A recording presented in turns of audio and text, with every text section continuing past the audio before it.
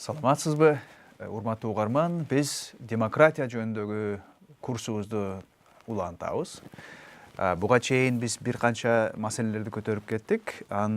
Эскерте кетсем, биздин азыркыдан алдыңкы лекциябызда биз демократиянын тарыхы жөнүндө, тарыхый кубулушу, өнүгүүсү жөнүндө сөз кылып кеткенбиз. Тагыраак айтканда, мисалы үчүн биз бизге белгилүү болгон, тарыхта жазылып калган маалыматка таянсак, анда биринчи эле биз Афин демократиясы жөнүндө маалыматыбыз бар. Ал ушу түз демократиянын бирден бир чыгаан мисалы экенин, андагы ар бир адамдын, ар бир жарандын катышуусу өзгөчө түздөн түз бетме бет формада жүргөнүн жана ошондой бийликтин негизинде ар бир жарандын мамлекетке, өз өлкөсүнө болгон салымы, мааниси өтө зор болгонун ошол кездеги грек жол башчысы Периклдын сөзүнө таянып эскерте кеткенбиз. Андан кийин биз Римдеги сенат башкарган Рим республикасы мисалына кайрылдык. Ал жерде түз эмес, көбүнесе өкүлдүк формадагы демократия жүргөнүн, анан ошо элдин атынан шайланып келип, сенат болуп түзүлүп, ошол сенаттын ичиндеги отурган сенаторлор, элдин өкүлдөрү демократиялык түрдөгү мыйзам негизиндеги башкарууну Рим республикасында дээрлик 500 жылга чейин уланта камсыз кылганын сөз кылганбыз. Андан кийин демократиянын тагдыры түз болбогонун бир топ кылымдарда, орто кылымдарда негизинен демократия алдан тайып, басымдуураак болгон бийлик формалары деспотия, монархия, өзгөчө абсолюттук монархия формаларына ээ болуп, өзгөчө Европа өлкөлөрүндө, коомдорунда чиркөөнүн, католик чиркөөсүнүн, христиан чиркөөсүнүн саясий ролу өтө зор болгонун эскерттик. Анан жаңы доорго карай тарых улана бергенде, агартуу доорунда ошо демократияга шайкеш келген, демократияны талап кылган идеялардын, кыймылдардын өнүгүүсү, көбөйүүсү орун алып, ошо демократиянын кайра жаралуусу жана жаңы формаларга ээ болуусу байкалганын айтканбыз. Эми ошол жерге таянып, мен айта кетейин, биз белгилеп кеткендей, өткөн сабакта эң биринчи жаңы доордогу эң биринчи демократиялардан болуп, Француз, Англия жана Америка демократиялары пайда болгон. Ошол Америка демократиясы өзгөчө 1776 жылкы боштондук, эгемендик революциясынын жар салуу менен башталгандыктан бир аз эртерээк болуп, эң биринчи конституцияга, жазылган конституцияга таянып түзүлгөн демократия болуп эсептелет. Ошол жерге бир окуя болгон экен. 1830 жылдары, 19 кылымдын жарымына жакын бир француз саясатчы жана ойчул, социолог, жазуучу киши, Алексис де Токвиль деген киши Америкага барып, бир нече ай ошол Америка Кошмо Штаттарын, ал кезде 13 эле штат болуп, Атлантика океанын бойлогон жерлер болгон. Ошол жерди изилдеп, коомду түшүнүп, коомго көз салып келип, бир китеп жазган экен. Ушул китепти жазган экен. Азыр байкасаңыз өтө көлөмү чоң болгон китеп. Китептин аты Америкадагы демократия. Ошол кезде Токвилдин элестете кетейин, бул жерде Америкага барганда Токвиль албетте Франциядан барып, Францияда пайда боло элек, Англияда да пайда боло элек демократияны өз көзү менен көрүп келген да. Ошондо Американы карап айткан сөздөрү бар экен. Биринчиден, Америкада бул демократия деген теңдик принцибине таянат экен деп байкапты. Биринчи эле Америкага келгенде, ошо бардык жакта, элдердин бардыгынын арасында теңдик принцибин сактанганы мени өзгөчө таң калтырды деп жазып баштайт китебин. Андан ары ушунча 500 канча беттин 600 бетте орун алган өзүнүн байкоолорунда Токвиль анчейин демократияны актап толук бойдон эле мактаган жери жок. Демократиянын кооптуу жактарын, карама каршылыктарын да өтө кенен талкуулайт. Алардын ичинде демократиянын Америкадагы орун алып аткан демократиянын теңдик менен эркиндик эки принцибин, эки баалуулуктун карама каршылыгын, экөөнүн бири-бирине терс келип атканын жана көбүн эсе ошол эркиндик принцибинин алсыз болуп теңдикке жеңилип калганын, теңдикти талап кылган коомдук кыймылдарга жеңилип баратканын байкап, ошол демократиялык институттардын, мыйзамдардын эркиндикти сактап калууга эбегейсиз чоң роль ойноорун жана аларды орнотуу өтө кыйын болгонун эске салат. Бирок азыр өзгөчө ушундай кооптуу, өтө кенен болгон байкоосун жүргүзүп атып, бир диагноз коет. Диагноз деген негизи эле тарыхтын өнүгүүсүндө, ошо батыш коомдорунун тарыхынын өнүгүүсүндөгү келе жаткан кубулуштарга карай Токвилдин айткан жери бар экен. Бул демократия, бул эски Европага, эски коомдорго келе турган, сөзсүз түрдө орун ала турган кубулуш, көрүнүш деп айткан экен. Каалайбызбы, каалабайбызбы, ошо теңдикке таянган демократия бийлиги баары бир бизге келет. Ошондуктан биз даяр болушубуз керек деген нукта жазып, ошон үчүн демократиянын Америкада болуп аткан мисалында сабак алуу биз үчүн өтө чоң жоопкерчилик, абзел нерсе деп жазган экен. Ошондон баштайлы. Эми азыркы кезде бүгүндө биз демократиянын азыркы чактагы орду жана акыбалы деген темага кайрылып, тарыхый кубулуштардан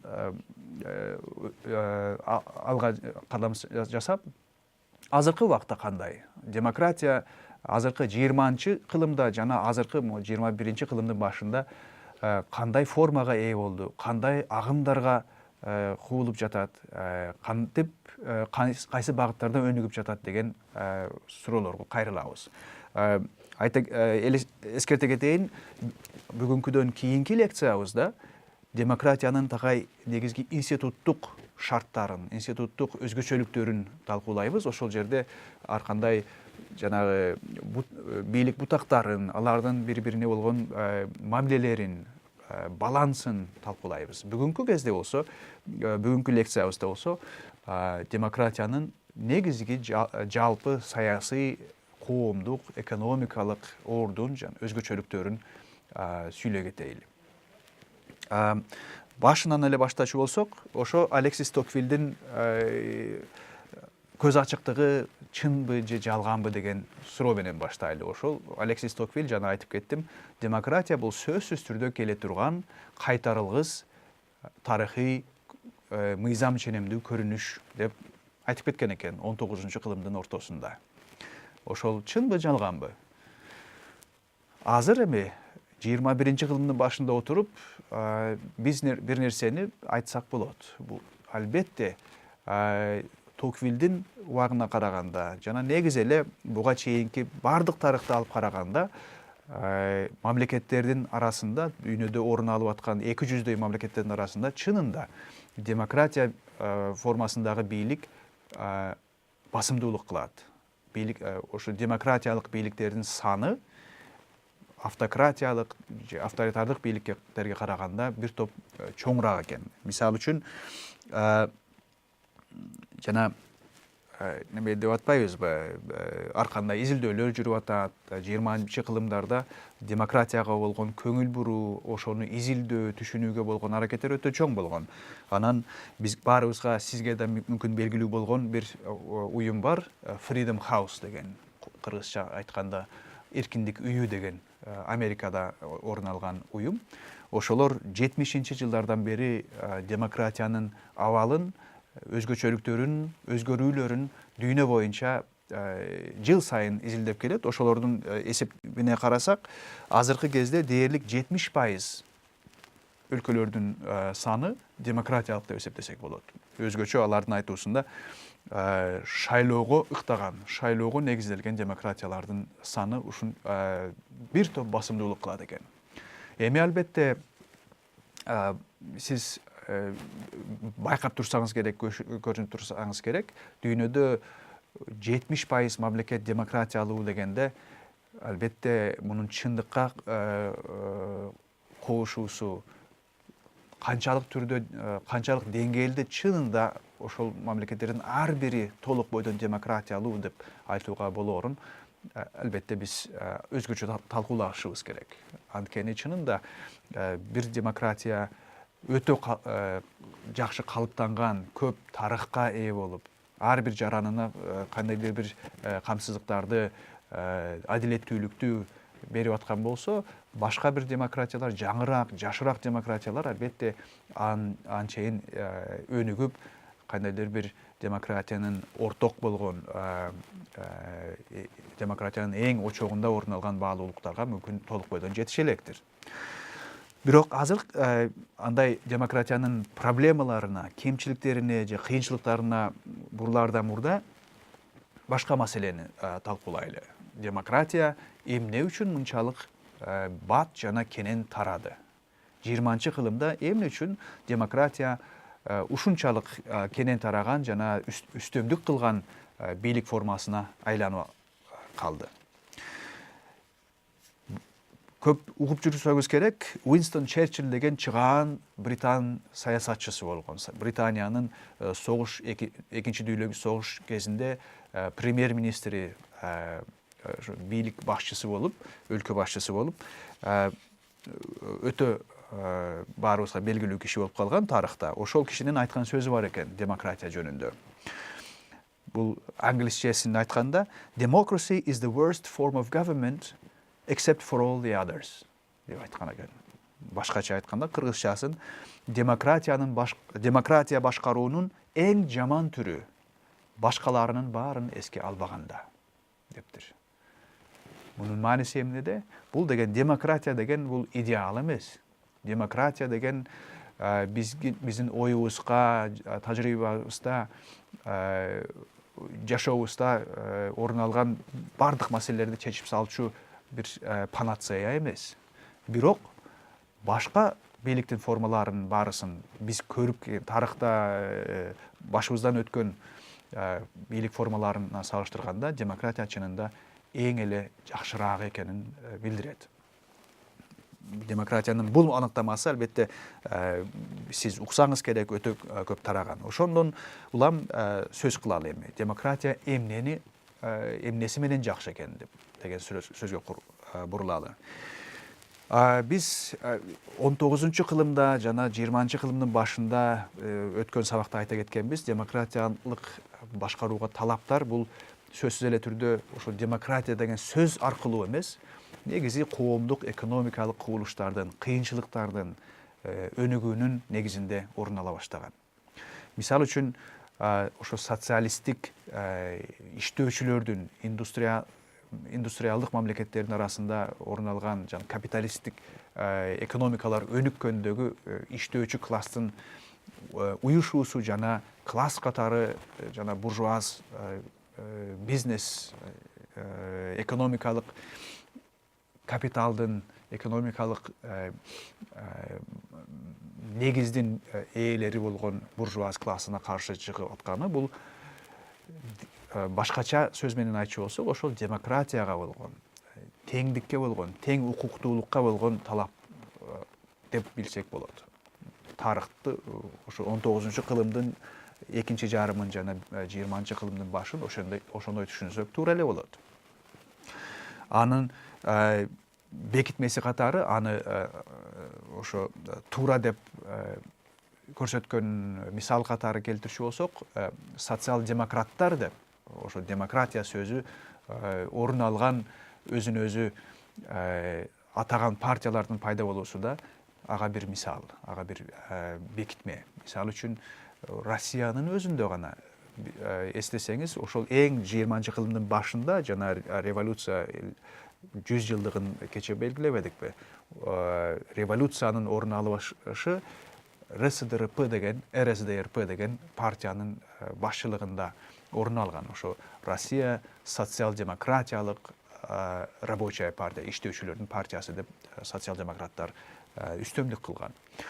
Ошондон улам эми ошо социалдык теңсиздиктер, экономикалык кыйынчылыктар жана демократиянын ошолорго каршы туруу ыкмасы катары орун алуусу жана демократия болгон талаптын ошонун негизинде өсүүсү биз үчүн азыркы кезде өтө маанилүү. 20 кылымда өзгөчө 20 кылымдын экинчи жарымында демократияга болгон талап өтө күчтүү болот. Мунун бир нече себептери болот. Ошол бир чети демократия салыштырмалуу чынында экономикалык жактан социалдык ар бир жарандын жашоого болгон мүмкүнчүлүктөрүн камсыз кылууда теңдикти камсыз кыла турган, теңдикти убада кылган бирден бир бийлик формасы деп таанылып калган. Ошондуктан кайсы бир өзгөчө Европанын өлкөлөрүнүн арасында демократияга умтулуу, демократиялык өлкө болуп ошол жака кайрылуу өтө чоң бир толкунга айланган. Бул бир демократиянын бир убадасы, бул ошол экономикалык, коомдук, социалдык жактардан мыйзамдык, жарандык теңсиздикти камсыз кылуу убадасы. Экинчи жагынан 20 кылымдын эң эле каргашалуу трагедиясы, чоң трагедиясы бул албетте экинчи дүйнөлүк согуш. Жана экинчи дүйнөлүк согушта орун алган геноцидтер. Булардын натыйжасында канчалаган элдер өлүп, жок кылынып, кырылып, ага негиз катары ошол фашисттик, нацисттик режимдердин жүйөсү расизм болгон. Еврейлер болобу, Рома люлелер болобу, булардын баарысы же коммунисттер болобу, идеология жагынан да орун алган ошо кемсинтүүдөр жана четке кагуулар болгон. Булардын баарысын эске алганда демократиянын жоктугунан, демократиянын алсыздыгынан же дефицит болуп аткандыгынан ушундай бийликтер өз билгенче ушундай мыкаачы кадамдарга барып, адам топторунун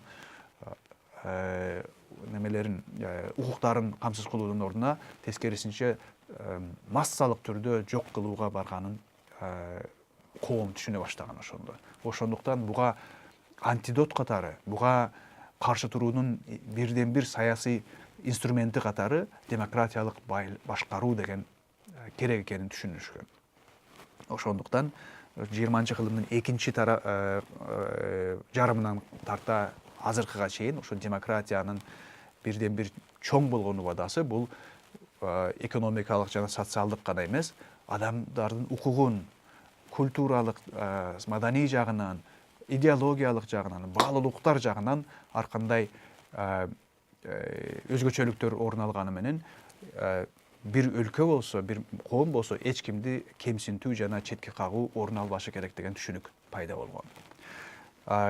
Анан эң үчүнчү жагы бул демократиянын убадасы жана жагымдуу болгон жагы бул албетте идеологиялык жактан жана 20 кылымдын эң акырында орун алган кубулуштар. Бул деген баарыбызга белгилүү болгондой жанагы суук согуш барактар орун алып, суук согушта муздак согуш дейбизби, ошо коммунисттик идеология менен капиталисттик демократиялык идеологиянын кагылышуусунда экинчи тарап жеңип, коммунисттик бийликтер урагандан кийин өзгөчө чоң толкун менен бир топ ондогон мамлекеттер кайра ошол либералдык, эркин формадагы конституцияга таянган демократия бийлигин орнотууга умтулушкан. Бул деген үчүнчү чоң себеп деп айтсак болот 20 кылымдагы демократиянын таралуусуна.